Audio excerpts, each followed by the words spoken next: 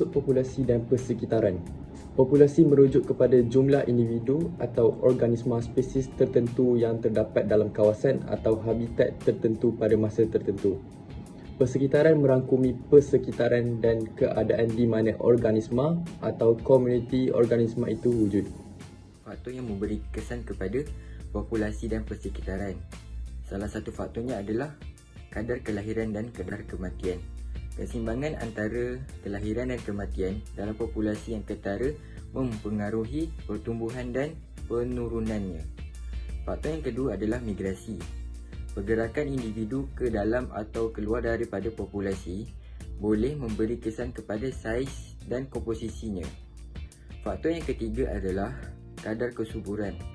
Purata bilangan anak kanak-kanak yang dilahirkan oleh individu dalam populasi mempengaruhi pertumbuhan penduduk. Faktor yang seterusnya adalah jangka hayat.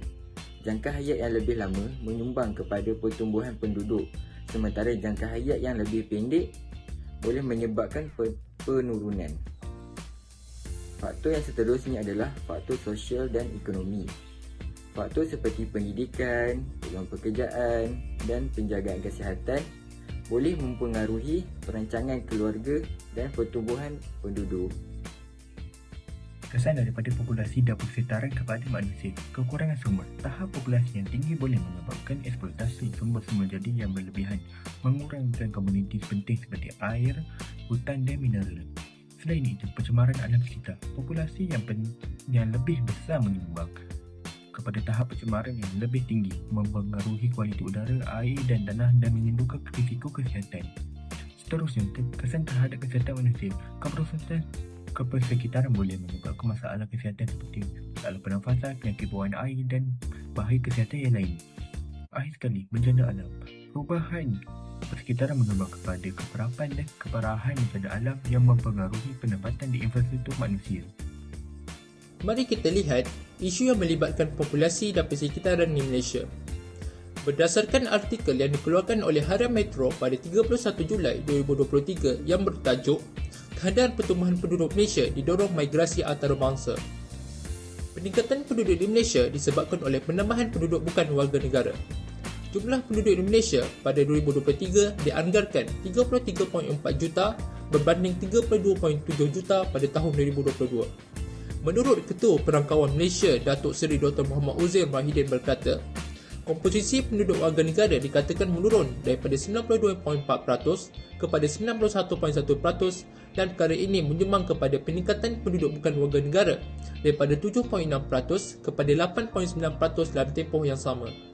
Peningkatan ini selaras dengan pembukaan semula sempadan negara bermula pada 1 April 2022 dan pelaksanaan program rekalibrasi tenaga kerja 2.0 yang bermula pada Januari 2023. Seterusnya, mari kita lihat isu yang melibatkan persekitaran di Malaysia. Isu persekitaran di Malaysia dapat dilihat melalui artikel keluaran Sinar Harian yang bertajuk Malaysia berdepan isu kemampanan yang serius.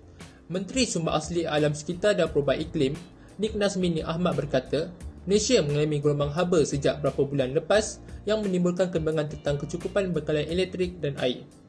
Beliau berkata, mengatasi perubahan iklim bukan hanya memerlukan individu, tetapi juga kerajaan dan sektor korporat di Malaysia dengan mengubah pendekatan mereka terhadap kemampanan, kaedah melakukan pekerjaan, perniagaan dan kehidupan. Cara kerajaan boleh menangani isu ini dengan mewujudkan dasar perdagangan tenaga boleh baharu, merentas sempadan yang akan dilaksanakan menerusi sistem pertukaran elektrik dan perjanjian Paris untuk mengurangkan pelepasan gas rumah hijau sebanyak 45% menjelang 2030.